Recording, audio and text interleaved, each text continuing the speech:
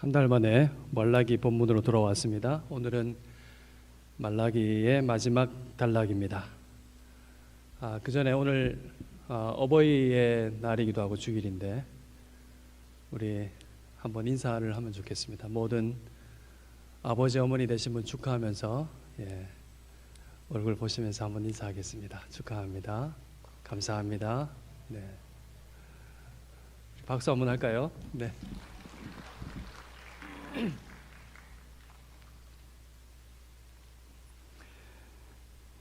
여러분 요즘 어떻게 지내시는지요? 최근 한 조사에 의하면 우리나라 성인 절반 이상이 울분 상태에 있다고 합니다. 지난달 서울대 보건대학원 연구팀이 실시한 조사에 따르면 우리나라 성인의 54.9%가 울분 고통이 지속되는 장기적 울분 상태라고 합니다. 울분은 답답하고 마음이 분한 감정이죠. 정의나 공정함과 같은 기본적인 우리의 기대가 이루어지지 않아서 스트레스를 받아서 심하게 나타나는 그런 것입니다. 무엇이 울분을 느끼게 만들었는가 봤더니 1, 2위가 정치권의 부패였습니다. 1위가 입법, 사법, 행정부의 비리, 잘못, 은폐였고 그 뒤를 이어서 정치, 정당의 부도덕과 부패가 그 뒤를 이었습니다. 이것이 놀랍게도 전체의 85%의 대답을 차지했습니다. 여기에 사회적 양극화도 울분을 심화한 요인이라고 합니다. 응답자의 약 70%가 세상이 공정하지 않다고 대답을 했습니다. 자신의 정신건강이 어떠냐 이렇게 하는 질문에는 약 50% 정도가 좋지 않다고 답했다고 합니다. 여러분 어떠신지요? 대답을 안 하시네요. 우리 사회에 어느 때보다 울분이 가득한 것 같습니다. 한마디로 세상이 공정하지 못하는 것입니다. 우리가 나라를 위해서 기도하는데 하나님께서 이럴 때 짠 나타나셔가지고 청소를 일거에 해주시면 얼마나 좋을까요? 거짓이 백일하에 드러나고 일벌백계 해주시면 얼마나 좋을까요? 그러나 하나님은 당장 우리의 바람대로 그렇게 해주시지는 않습니다. 그래서 여전히 거짓이 득세하고 교만한 인간이 활보하고 있습니다. 이런 세상 속에서 믿음을 지키며 산다는 것에 회의와 냉소가 깃들 수가 있습니다. 게다가 교회를 향한 비판이 얼마나 맹렬한지요. 갈수록 믿음을 지키며 사는 데에 우리가 자신감을 잃어버릴 수가 있습니다. 믿음은 헛된 수고 같아 보이고 어떨 때는 그냥 편하게 살고 싶다는 생각이 들기도 합니다. 오늘 본문은 이런 시대 우리를 향한 하나님의 말씀이라고 할 수 있습니다. 본문은 우리 안에 스며든 냉소와 회의의 문제를 그리고 그 안에 자리 잡고 있는 그 뿌리에 있는 아주 깊숙한 것을 근본적인 것을 지적하고 있습니다. 본문 속에 이스라엘 백성들이 회의감과 냉소에 절여진 말을 하고 있습니다. 3장 14절 15절에 나오지요. 그들이 이렇게 말을 하고 있습니다. 하나님을 섬기는 것이 헛되니 만군의 여호와 앞에서 그 명령을 지키며 슬프게 행하는 것이 무엇이 유익하리요? 지금 우리는 교만한 자가 복되다 하며 악을 행하는 자가 번성하며 하나님을 시험하는 자가 화를 면한다 하노라. 여기 가만히 보니까 이 백성이 아주 이상한 복을 말하고 있습니다. 교만한 자, 악을 행하는 자, 하나님을 시험하는 자가 복되다고 합니다. 이것은 시편의 간판격인 시편 1편을 정면으로 패러디하고 조롱한 것이라 할 수 있습니다. 150편이나 되는 시편, 그 시편의 전체 시편의 첫 구절이 이렇게 시작하죠. 시편 1편 1절 말씀입니다. 복 있는 사람은 악인들의 꾀를 따르지 아니하며 죄인들의 길에 서지 아니하며 오만한 자의 자리에 앉지 아니하며. 시편은 믿음을 지키며 치열하게 살았던 땅 위에서의 신자의 고백의 총화입니다. 희노애락 애오욕, 땅 위에서 얼마나 많은 것을 경험하겠습니까? 그렇게 믿음을 지키며 살았던 결론적 고백입니다. 이 백성들이 신자의 대표 고백을 정면으로 뒤집은 것입니다. 아주 냉소의 끝판왕입니다. 여러분, 이들이 누구인가요? 하나님을 모르는 이방인들이 아닙니다. 하나님께서 택하신 언약 백성입니다. 이들이 이렇게 냉소적이고 모진 말을 하고 있습니다. 지금 이 말은 그들 가운데서 이미 놀라울 것이 없는 상식으로 굳어졌습니다. 오랜 세월 동안 철저한 해석의 과정을 거쳐서 그들이 낸 최종 결론입니다. 이들이 이렇게 말하고 있는 것이죠. 잠깐만요, 하나님. 바벨론이 여기서 얼마나 먼지 아시죠? 우리가 그곳 세월 다 청산하고 다 포기하고 믿음을 가지고 고향으로 돌아왔습니다. 어려움 속에서도 성전도 재건했잖아요. 그런데 이게 뭡니까? 약속된 영광은 오지 않았습니다. 그런데 하나님, 악인은 잘 나가네요. 형통하네요. 우리가 오랫동안 기억했습니다. 생각했습니다. 고민했습니다. 납득할 수 없는 현실을 증거로 제출을 합니다. 하나님, 어떻게 된 겁니까? 대답해 보시죠. 그들이 말라기 2장 17절과 같은 말을 하고 있는 것입니다.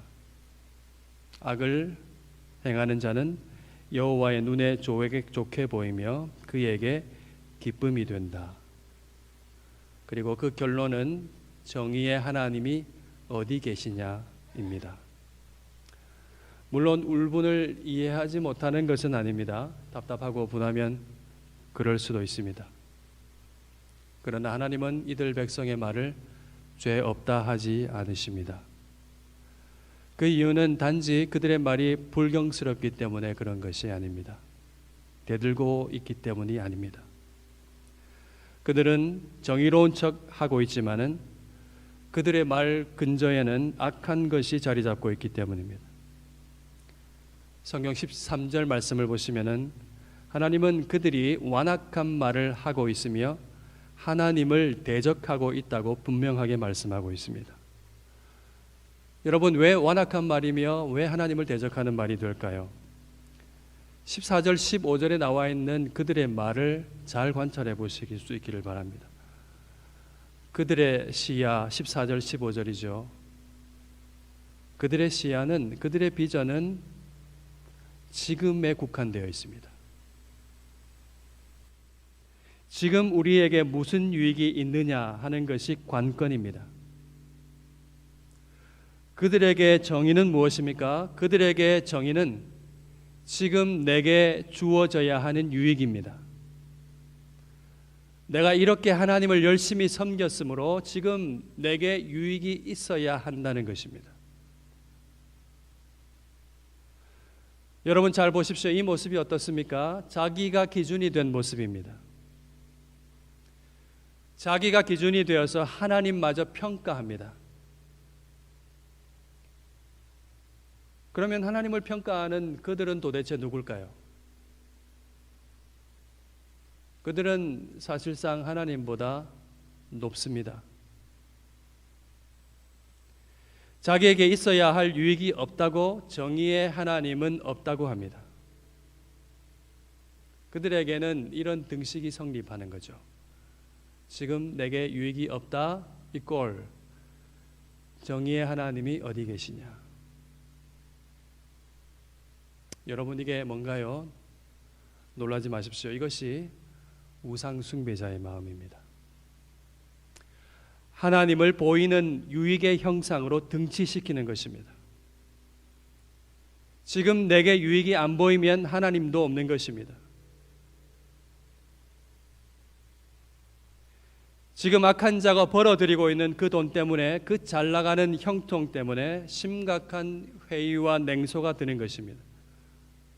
그러면 이 백성들처럼 우리도 하나님을 섬기는 것이 헛되도다, 교만한 자가 복되다, 이런 말을 되놓고 하게 될 수가 있습니다. 여러분, 이 시대는 온통 여기에 장단이 맞추어져 있습니다. 요한일서 말씀을 제가 전하면서 세상에 있는 모든 것이 무엇이라고 했습니까? 성경에 그대로 나와 있지요. 육신의 정욕, 이생의 자랑, 안목의 정욕입니다. 이것이 세상에 있는 모든 것이라고 불리는 이유는 이것이 세상과 우상 숭배가 작동하는 가장 강력한 방식이기 때문이라고 했습니다.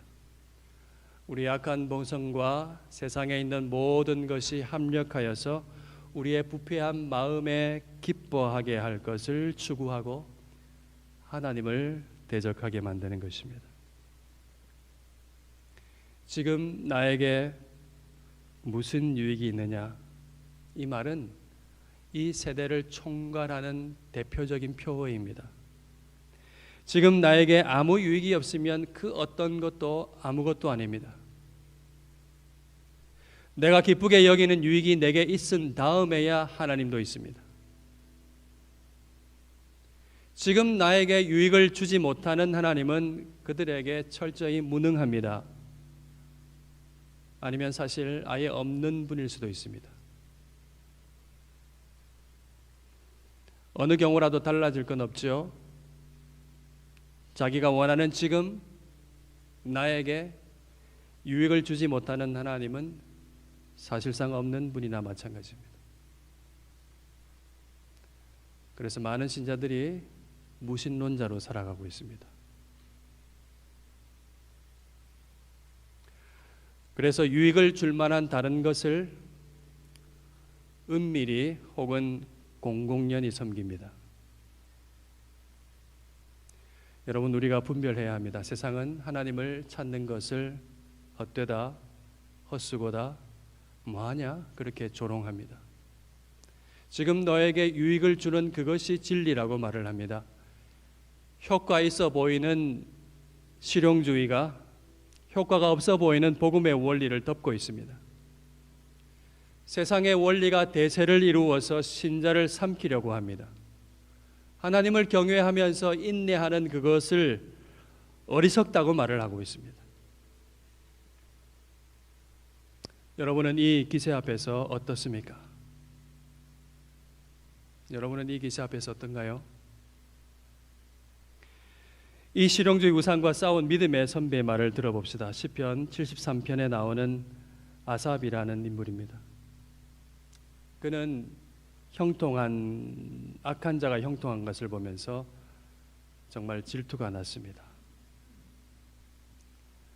툭 건드리면은 정말 미끄러져서 저 아래로 내려갈 것 같았습니다. 오늘 말라기 시대 백성이 하는 같은 말을 할 처지였습니다. 시편 73편 13절에 그 말이 나오죠. 내가 마음을 깨끗하게 하며 내 손을 씻어 무죄하다 한 것이 실로 헛되도다. 심한 고통 속에서 고민하다가 그는 정말로 결국 진리를 깨달았습니다. 오늘 이 본문의 백성은 깨닫지 못하고 이 말을 하고 있는데 그는 어떻게 깨달았을까요? 이들 백성과 이 시편 기자는 결정적 차이는 무엇일까요? 그 말씀 보면 그가 하나님의 성소에 들어갔기 때문이라고 고백하고 있습니다. 그는 심히 고통하면서 고민하면서 하나님의 성소에 들어갔습니다. 기도한 것이겠죠. 그는 하나님을 만나는 예배의 자리로 들어갔습니다. 그곳에서 종말을 깨달았다고 고백하고 있습니다. 바로 하나님을 만나는 그 성소에서 참으로 약속된 민수기 6장의 복을 받은 것입니다.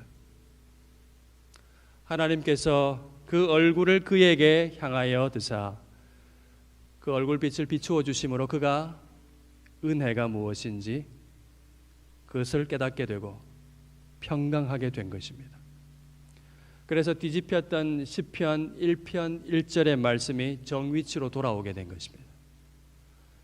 복 있는 사람이란 악인들의 꾀를 따르지 아니하는 자기와 같은 고난받는 사람인 것을 알게 된 것입니다.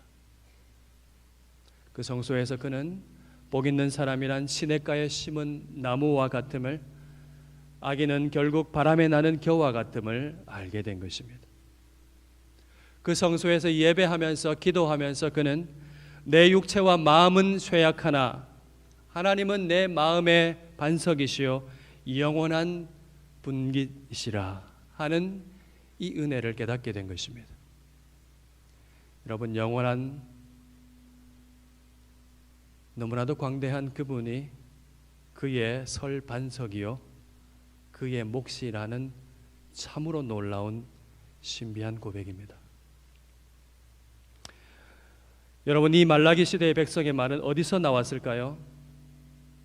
정의에서 나온 것 같지만은 사실은 우상을 섬기는 마음에서 나왔습니다. 눈먼 재물을 봉헌물로 드리는 바로 그 마음에서 나온 것입니다. 그 마음에서 하나님은 제일 가는 것이 아닙니다. 다른 게 더 귀하죠. 뭐가 더 귀합니까? 하나님께 제물을 드리는 데 있어서도 아까운 것이 제일로 귀했죠. 그게 뭐죠? 고상한 말로 경제라고 하고 돈이라고 하는 것입니다. 그것이 그들의 정의였으며 그들의 영광이었습니다. 그리고 참 놀라운 것은 그들이 종교적인 형식을 그대로 유지했다는 것입니다. 이 얼마나 번거로운고 그러면서 푸념하면서도 말하자면 주일 예배는 꼬박꼬박 참석했다는 것입니다. 그러나 성소에는 들어가지 않습니다. 마당만 밟을 뿐입니다. 하나님을 만나려는 기대가 없습니다. 그래서 아무 감흥도 없고 어떤 질문도 없습니다.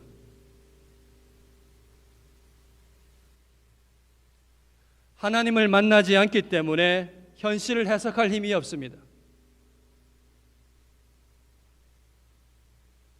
하나님을 만나지 않기 때문에 종말을 알 수가 없습니다. 하나님을 만나지 않기 때문에 진짜 영광을 알지 못합니다. 물질이, 쾌락이, 명예가 영광인 줄 압니다. 여러분, 이 세상에서 우리의 싸움은 무엇일까요? 그것은 성소로 들어가는 싸움입니다. 오직 하나님만을 예배하는 믿음의 싸움입니다. 여러분, 이 믿음의 싸움을 하실 수 있기를 바랍니다. 성경 보니까 그런 믿음의 싸움 하는 사람이 있어요. 이 약한 세상 속에서 냉소하는 사람만 있는 게 아니었던 것입니다.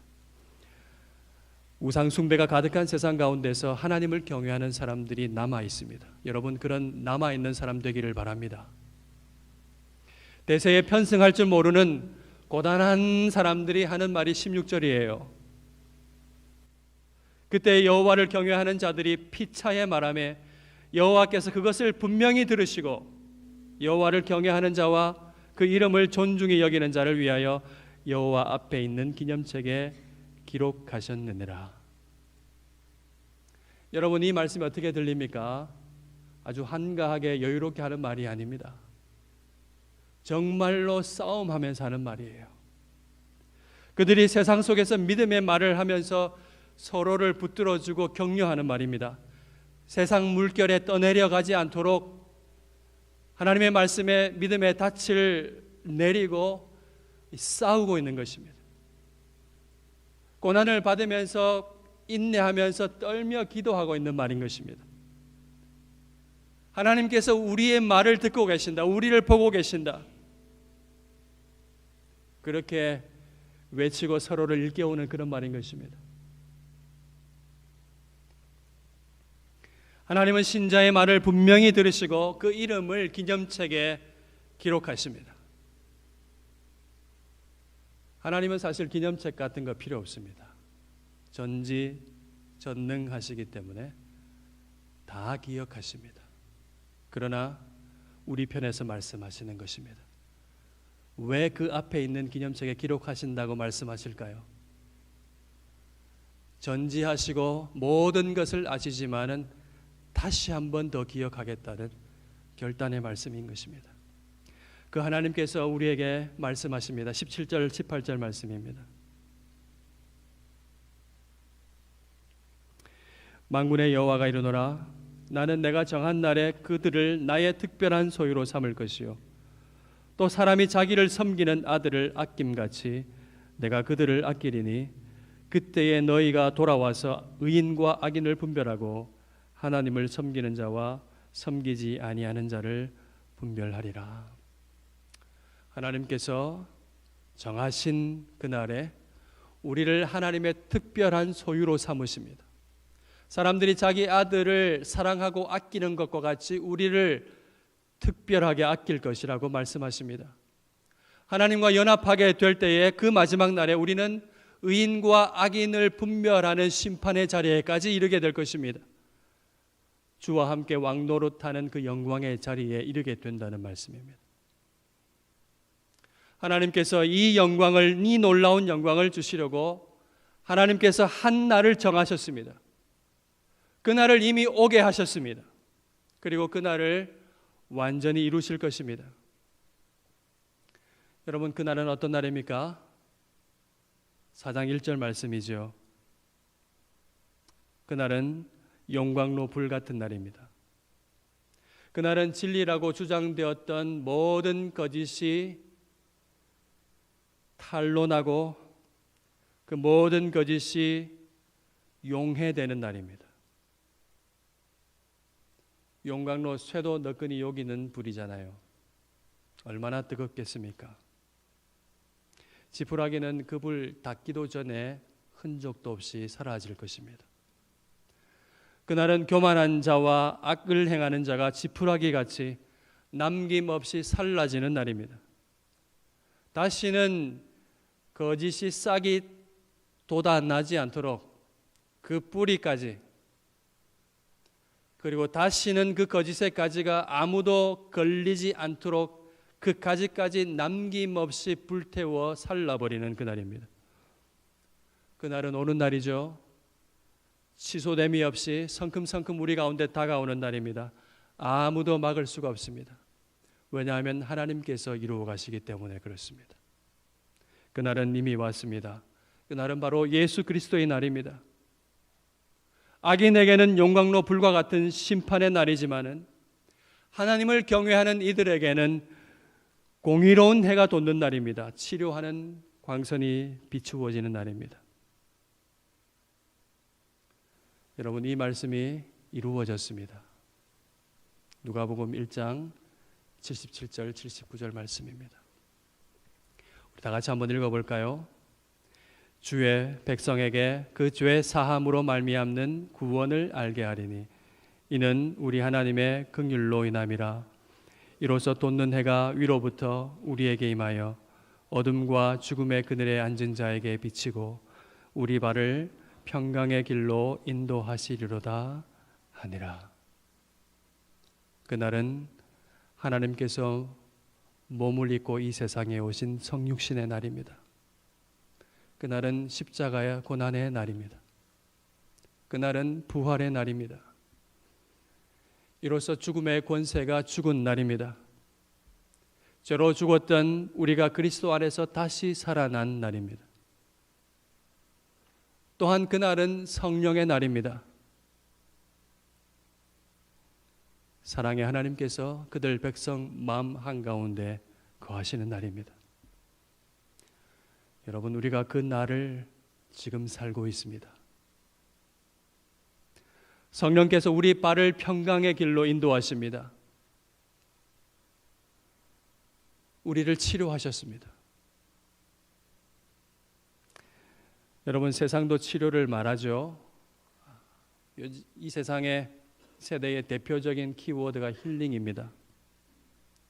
그러나 그것은 해열제와 진통제일 뿐입니다. 병을 뿌리채 치유할 능력은 없습니다. 세상에는 소망이 없습니다. 진정한 치료는 하나님께 있습니다. 하나님께서 치료하는 광선을 비추어 주십니다. 악은 사라질 것이고 의인은 보상받을 것입니다. 악인이 자랑하는 형통은 헛된 것이 되고 도리어 의인의 고난이 능력과 자랑이 될 것입니다. 세상을 근본적으로 치료하는 그 능력은 십자가에서 나타났습니다. 하나님께서 당신의 아들을 십자가에 못 박아 매다심으로 죄와 사망의 권세는 헛된 것이라고 폭로되었습니다. 치료하는 광선이 십자가에서 발하여 우리에게 비추어졌습니다. 하나님의 얼굴빛이 십자가에서 나타나십니다. 주님은 우리를 치료하시기 위해서 십자가에서 자기 목숨을 주셨습니다. 그리하여 어둠과 죽음의 그늘에 앉아있는 우리를 해방하시고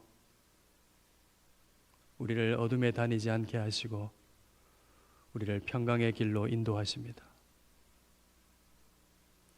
하나님과 원수가 되었던 우리를 하나님과 화목하게 하셨습니다. 우리가 치료받았고 회복되었습니다. 그리스도께서 진정한 치료가 되시는 이유는 그분이 부활하셨기 때문이죠. 여러분, 부활이 없다면 그리스도께서 고난받으셨다는 것도 그저 공감이나 잠깐의 위로가 될 뿐입니다. 왜냐하면 주님도 죽음의 벽에 갇히신 것이니까요. 부활이 없다면. 죽음이라는 가장 심각한 병증을 이기지 못한 것이기 때문에 그렇습니다. 그것은 치료가 아닙니다. 여러분, 우리가 치료되었고 우리가 놀라운 영광을 볼 것입니다. 예수님은 부활로 죽음을 이기시고 우리를 영원히 치료하셨습니다. 하나님은 우리를 그리스도와 함께 영원한 죽음에서 일으키시고 그리스도와 함께 우리를 하늘에 앉히셨습니다. 여러분, 우리가 정말로 치료되었습니다. 이 놀라운 영광을 우리의 눈으로 보게 될 것입니다. 우리는 영광스러운 하나님의, 영원하신 하나님의 사랑 가운데 있습니다. 보배로운 하나님의 자녀로 한없는 사랑 가운데 우리의 존재가 있습니다. 우리가 이 세상이 말하고 있는 거짓에 굴복하지 말고 살아야 합니다. 오늘 이 마지막 본문이죠. 이 본문은 구약의 마지막 단락입니다. 구약 성경의 마지막 단락. 그렇게 보니까 의미가 참 크죠. 구약 성경의 마지막 단락이 세상에 굴복하지 말 것을 아주 강력한 언어로 말을 하고 있습니다. 히브리어 성경으로 보면은 구약 성경의 마지막, 말라기의 마지막 단어는 저주입니다. 하나님께서 너무나 안타까워서 그리고 너무나 사랑하시기 때문에 무섭게 우리에게 경고하는 것입니다. 그 경고가 4장 4절 6절에 나와 있습니다. 간단히 말하면 하나님의 말씀을 기억하고 하나님께로 돌이키라는 것입니다.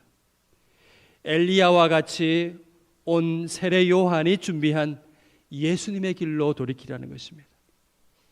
예수님이 오셔서 아버지께로 마음을 돌이키게 하신 그 길로 돌이키라는 것입니다. 세상의 허탄한 거짓에 속지 말고 고난이 있어도 포기하지 말고 의의 길로 가라는 것입니다. 이사야 66장 말씀에 세상에 속한 인생, 세상의 소망을 두고 우상을 섬긴 인생의 말로가 나옵니다. 정의로운 척했지만은 사실은 회의와 냉소 속에서 악인의 꾀를 따랐던 자들의 결말입니다. 66장 3절 말씀이죠. 그들이 예물을 드리고 있었어요. 놀랍죠? 봉헌물을 드리고 있었습니다. 말하자면 주일 예배를 빠지지 않고 있었다는 것입니다. 그러나 그들의 예물은 돼지의 피와 다름이 없고 분향하는 것은 우상을 찬송함과 다름이 없었습니다. 부정한 것이었습니다.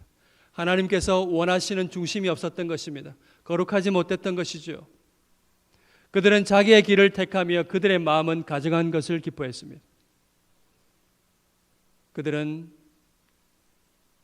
하나님께서 부르셔도 대답하지 않고 듣지 않았습니다. 그런 그들에게 하나님은 무엇을 주시나요? 4절 말씀이죠. 나 또한 유혹을 그들에게 택하여 주며 그 상실한 마음대로 내버려 두신다는 말씀입니다.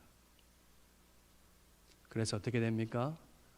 그들이 그토록 무서워하는 것을 그들에게 임하게 됩니다. 그들이 그토록 무서워했던 게 뭐죠? 죽기 싫어서 다 그렇게 했잖아요.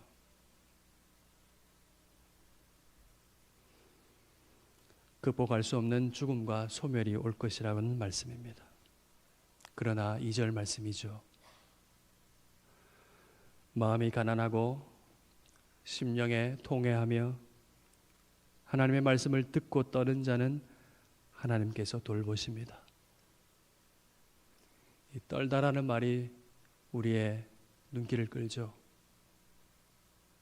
고난받아서 몸이 질제로 떨리고 분노의 치가 떨리고 그러나 분명한 하나님의 말씀에 우리의 마음과 몸이 전율하고 포기할 수 없기 때문에 힘들어서 떨리고 우리에게 있는 은혜가 놀라워서 떨리는 그 모든 떨림이 여기에 들어 있습니다. 이렇게 하나님의 말씀을 기억하고 부지런히 신실하게 하나님께로 돌이키는 떠는 자는 하나님께서 끝날까지 영원까지 돌보실 것이라 말씀합니다. 사랑하는 성도 여러분, 하나님은 지금도 우리를 보고 계십니다. 우리가 하는 말을 다 듣고 계십니다.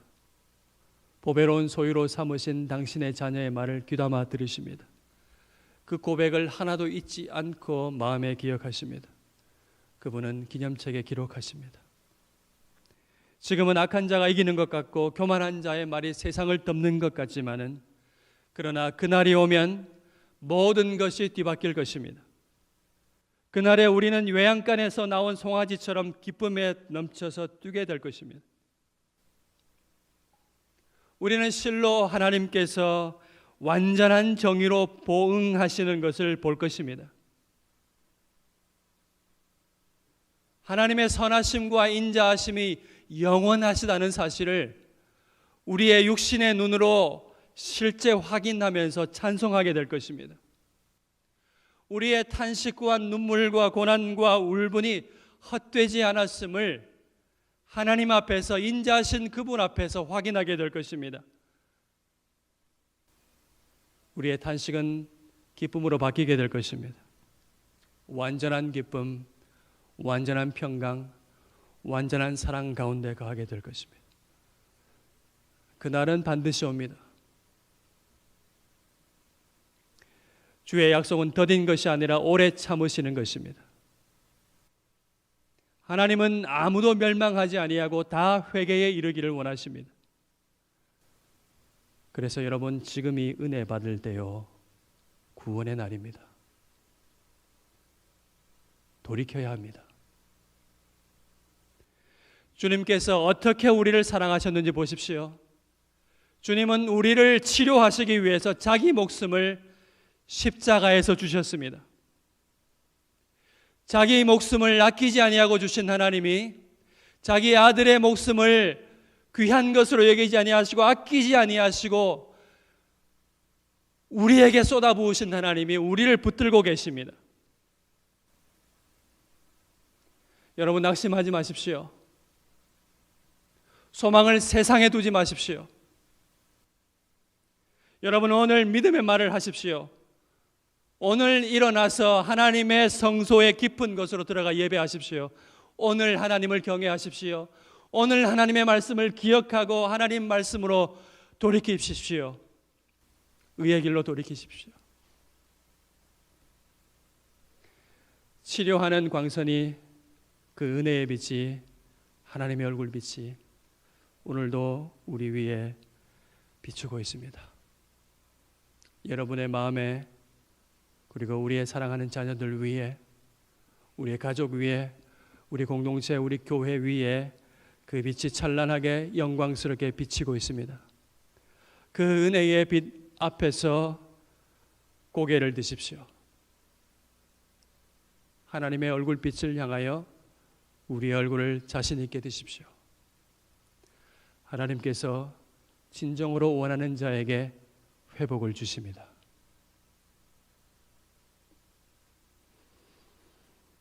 울분을 소망으로, 냉소를 경외로 바꾸십시다.